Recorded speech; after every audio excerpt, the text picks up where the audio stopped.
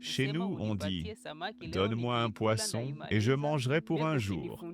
Apprends-moi à pêcher et je mangerai tous les jours. » Mungiko Pascal Blaise, participant We Are Able, RDC.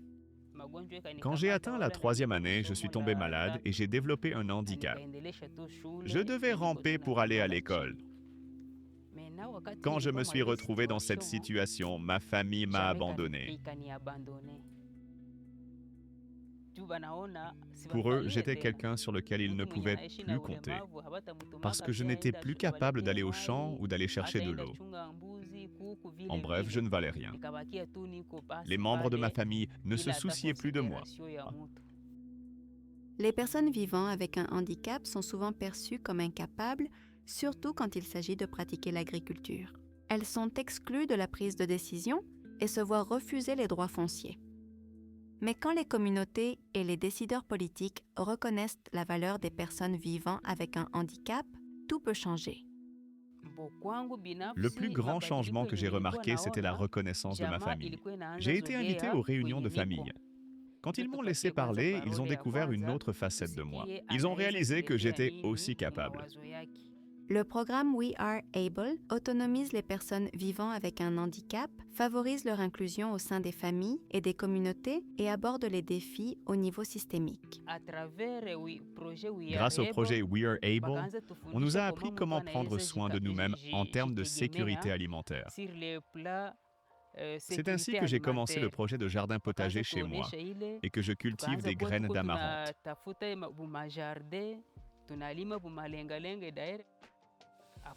Mais le vrai changement est venu de ma famille. Parce qu'ils ont changé d'avis sur moi, j'ai finalement accès au champ.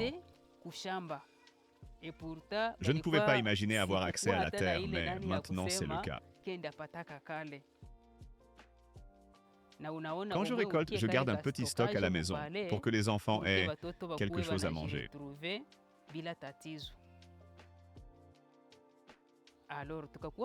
Je me suis dit, même si le poisson est difficile à obtenir, on peut cuisiner l'amarante avec un peu de sauce et avoir quand même un bon repas sans trop de soucis.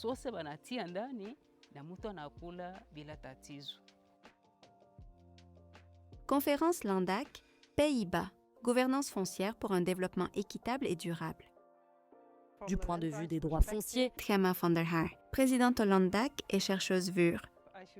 Je devrais commencer par dire que les droits ou l'inclusion des personnes vivant avec un handicap est un énorme angle mort. Les experts en sécurité alimentaire et les acteurs gouvernementaux jouent un rôle important dans l'amélioration de la vie des personnes vivant avec un handicap. Je pense que les décideurs politiques devraient être intentionnels dans leur politique. Peter Cholbach, chercheur, Soudan du Sud. Ne pas seulement publier des politiques sur papier, mais proposer des politiques pratiques qui peuvent être mises en œuvre.